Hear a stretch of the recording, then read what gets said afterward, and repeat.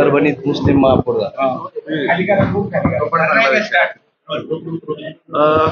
झालं का रेडी?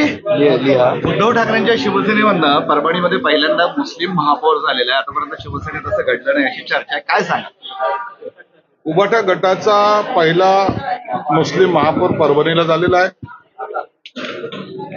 खऱ्या अर्थानं मुस्लिम माणसाला आमचा विरोध नाही किंवा मुस्लिम होऊ नये अशी आमची धारणा नाही, परंतु ज्या पद्धतीनं शिवसेनेची रचना झाली होती, ज्या पद्धतीने शिवसेना चालली होती, त्या मूळ गाभ्याला दिलेला हा छेद आहे. मुंबईमध्ये मराठी माणसा व्यतिरिक्त कोणी महापौर होऊ नये,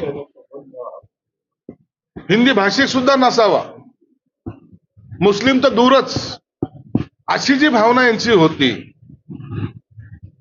मग मराठीच्या हक्क न्याय म्हणजे हक्कासाठी आम्ही लढतोय, मराठी माणसासाठी लढतोय असे म्हणणारे हे आता गेले कुठं? तुम्हाला गुजराती चालत नाही, पंजाबी चालत नाही, सिंधी चालत नाही, कोणत्याच समाजाचा इतर चालत नाही ना, हे समाजाचा तुम्हाला चालतो. याचा अर्थ तुमची असलेली भूमिका आता बदललेली. तुम्ही बोलतात हे करतात हे आता महाराष्ट्राने पाहिलेलं आहे.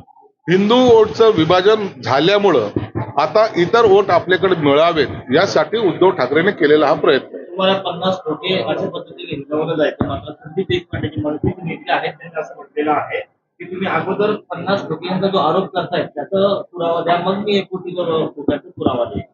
नाही ना, आम्ही जे काय आरोप, आमच्यावर जे आरोप व्हायचे ना, आता हेच आरोप यांच्यावर उलटलेले, हेच लोक विकले गेलेले.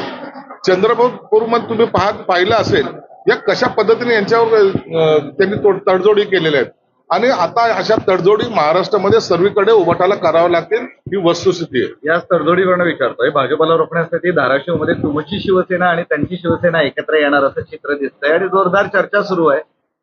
नाही, धाराशिवमध्ये तसं नाहीये. काही जिल्हा परिषद सदस्यांनी शिवसेनेला पाठिंबा द्यायचं निश्चित त्यांनी सांगितलेलं आहे. कोणी पाठिंबा देत असेल तर पाठिंबा घेऊ नये असं काही आमच्याकडे करार झालेला नाही, परंतु याचा निर्णय माननीय एकनाथ शिंदे साहेब घेतील आणि आम्ही भाजपच्या विरोधात काहीतरी षडयंत्र करतोय असं समजण्याचं कोणतंही कारण नाही. पण हे समीकरण जर वापरलं तर छत्रपती संभाजीनगरमध्येही शक्य आहे. नाही, असं समीकरण सगळीकडे चालत नसतात. आणि आम्ही एकदा सांगितलंय, शिंदे साहेबांनी सांगितलंय, देवेंद्र फडणवीस साहेबांनी सांगितलंय की आम्ही महायुतीमध्ये आहोत आणि महायुतीच्या पद्धतीनेच आमचा कारभार चालू राहील, म्हणून सगळीकडे महायुतीचेच जिल्हाध्यक्ष हे जिल्हा परिषदेवर राहतील. महापालिका आणि जिल्हा परिषदमध्ये अनेक ठिकाणी तुमच्या शिवसेनेला अपेक्षित यश मिळालं नाही. एकनाथ शिंदे नाराज आहे आणि त्या संबंधित आमदारांची मंत्र्यांची बैठक बोलवणार आहे असं कळतंय, काय सांगा? हे बघा, जेव्हा एखाद्या निवडणूक लढवल्या जाते त्यात यश असलं तरीही अपयश असलं तरी पक्षाच्या नेत्यांना, या सर्व लोकांना, लोकप्रतिनिधी असेल, मंत्री असेल, जिल्हा प्रमुख असतील किंवा इतर पदाधिकारी असेल, त्यांची एक बैठक घ्यावी लागते आणि त्याच्यामध्ये कशामुळे काय घडलं याचा सविस्तर अहवाल त्यांच्याकडून मागवला जातो. म्हणून हे एक प्रोसेसचा भाग आहे आणि ही प्रोसेस प्रत्येक पक्षाचा नेता हा करत असतो. ईसीजी आता मंत्रालयापर्यंत पोहोचलेला आहे. 35,000 रोग घेताना आरोग्य मंत्रालयाच्या कॅबिनमध्ये सगळा हा प्रकार झालेला आहे. शिरवाळांच्या कॅबिनमध्ये काल जेव्हा एका क्लर्कला पकडलं गेलं, त्याच्यावर जी रेड झाली त्याचं समर्थन कोणी करणार नाही, परंतु असे जर प्रकार घडत असतील तर निश्चितच आता मंत्रालय सुद्धा लाचेपासून सुरक्षित नाही असा त्याचा अर्थ होतो. म्हणून आम्ही तर सांगेल की अशा सर्व जे काही असे कर्मचारी असतील ज्यांच्याबद्दल थोडी शंका असेल, अशा कर्मचाऱ्याला मंत्रालयातून आता बाहेर फेकलं पाहिजे.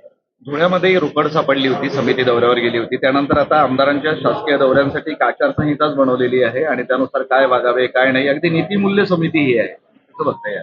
नाही, समितीचे जे काही निर्देश आहेत ते तर निश्चित पाळले पाहिजेत आणि आमदारांनी सुद्धा किंवा मंत्र्यांनी असेल, कोणी का असा लोकप्रतिनिधी जो कोणी असेल त्यांनी ह्या सगळ्या आचारसंहितेचं पालन निश्चित केलं पाहिजे. महाराष्ट्रात हैदराबाद गॅजेट लागू झालं मनोज जरांगे यांच्या आंदोलनानंतर मुंबईत, पण आतापर्यंत फक्त 310 सर्टिफिकेट मिळाले. हैदराबाद गॅजेटची जी काही तपासणी करायची त्याची प्रक्रिया ही थोडी खिचकट आहे. सर्व वंशावळ काढणे किंवा रक्ताचे नाते पाहणे थोडं किचकट प्रक्रिया आहे, परंतु सरकारने जेव्हा आश्वासन दिलेलं आहे की आम्ही हैदराबाद गॅजेटनुसार तुम्हाला आरक्षण देऊ किंवा देऊ, तर त्यावेळेला ते काम निश्चित केलं जाईल. विलंब जरी लागला तर त्याच्यामध्ये कुठेही माघार घेतला जाणार नाही. एक वाक्य एकनाथ सांगतो, शिंदे- एकनाथ शिंदेना सांगा अभ्यास करा, डोक्याला तेल लावा, डोकं शांत ठेवा, उचलली जीभ लावली दाढीला. मराठी भाषिक मुस्लिम आहे, आमचे पदाधिकारी मुस्लिम, म्हणून त्यांना दूर ठेवणार का? तुमच्यासारख्या गद्दारापेक्षा तो निष्ठावंत आहे. ही टीका तुम्ही करताय ना, बरोबर आहे. संजय राऊत त्यांचा वाक्य आहे. संजय राऊतच्या डोक्यावर झालेला तो परिणाम आहे. आता उचलले जीभ लावली दाढीला, तू लावून दाखव बरं. बोलताना वाक्याचा वापर कुठे करायचा याची अक्कल नसलेले हे बेअक्कल लोक आम्हाला शहाणपण शिकवायला चालले. तुम्हाला आता तुम्ही काय चांगुलपण करतात हे महाराष्ट्राने पाहिलंय, शिवसैनिकांनी पाहिलेलं आहे. आता तुम्हाला ज्या भाषेमध्ये आता उत्तर जर बाळासाहेब असते तर कसं दिलं असतं, तुम्हाला फिरवलं असतं आणि मागून जेव्हा तुमच्या पृष्ठभागावर लाथ मारली असती तेव्हा तुम्हाला कळालं असतं शिवसेना कशाला म्हणतात. म्हणून ज्यांना शिवसेना कळाली नाही अशाने असे वक्तव्य करून दलाली करण्यापेक्षा घरी बसावं. एकनाथ शिंदे विभागामध्ये वर्क ऑर्डरचा 100 कोटींचा गैरव्यवहार समोर आला, तुम्ही चौकशीचे आदेश दिले, नेमका तो प्रकार काय आहे? बघा का माझ्याकडे जी एक माहिती जी आली की वर्क ऑर्डर एकाची आणि त्याच्यामध्ये वर्क ऑर्डर मध्ये QR कोड जो असतो तो दुसऱ्याचा होता. म्हणजे हे बोगस बिलिंगचा जो काही प्रकार होता तो माझ्या समोर आला. मी कलेक्टरला दिला, कलेक्टरने तो व्हेरीफाय केलेला आहे आणि त्याच्यासाठी चीफ इंजिनियरच्या अध्यक्षतेखाली कमिटी केलेली आहे.